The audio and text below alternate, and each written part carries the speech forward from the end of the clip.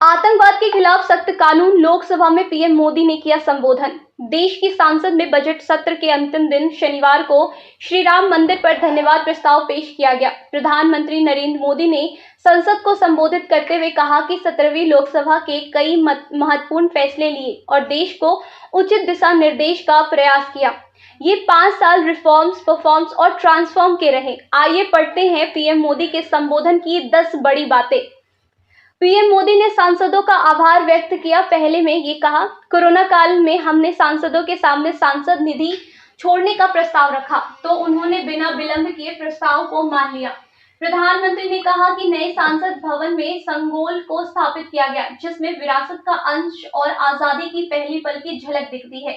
तीसरे में प्रधानमंत्री ने कहा कि आज हम सबकी 5 साल की वैचारिक यात्रा और देश को समर्पित करने का दिन है। एक बार फिर से अपने संकल्पों को देश के चरणों में समर्पित करने का मौका है। चौथे में कहा कि आपने आम नागरिकों के लिए संसद की लाइब्रेरी के दरवाजे खोलकर बड़ी सेवा की है, जिससे ज्ञान का खजाना और परंपराओं की विरासत जनमानस तक पहुंचेगी। इसके लिए पीएम मोदी ने सभापति का आभार व्यक्त किया।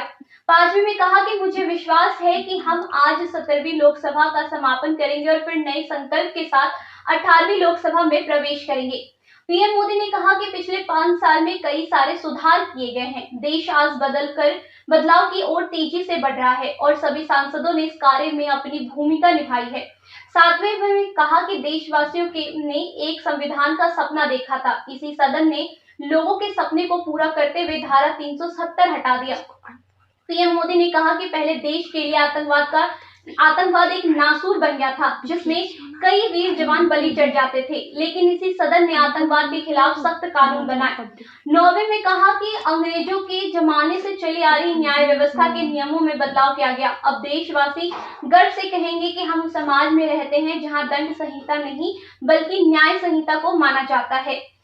10वें और अंतिम में कहा कि पेपरलेस संसद बनने को लेकर पीएम ने सभापति का आभार व्यक्त किया। पेट्रोल डीजल की कीमतों में हुई बढ़ोतरी।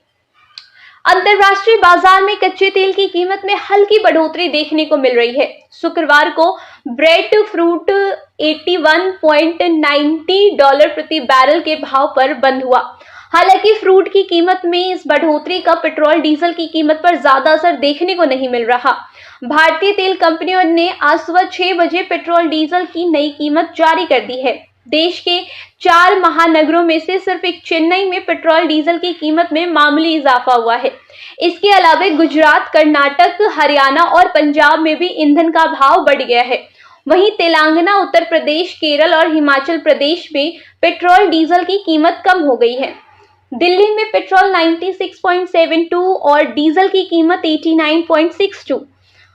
मुंबई में पेट्रोल की कीमत 106 रुपये 31 पैसे और डीजल की कीमत 94 रुपये 27 पैसे। चेन्नई में पेट्रोल की कीमत 102 रुपये 75 पैसे और डीजल की कीमत 94 रुपये 34 पैसे। कोलकाता में पेट्रोल की कीमत 106 रुपये 03 पैसे और डीजल की कीमत 92 रुपये 76 पैसे प्रति लीटर के भाव चल रहे हैं। वहीं नोएडा में पेट्रोल की कीमत 97 रुपये और डीजल की कीमत 90.14 पैसे। गाजियाबाद में 96 रुपये 58 पैसे और डीजल की कीमत 89 रुपये 75 पैसे हो गए। लखनऊ में पेट्रोल की कीमत 96 रुपये 47 पैसे और डीजल की कीमत 89 रुपये 66 पैसे हो गए हैं। पटना में पेट्रोल 107 रुपये 24 पैसे और डीजल की कीमत 90 रुपये 4 पैसे प्रति लीटर हो गए हैं।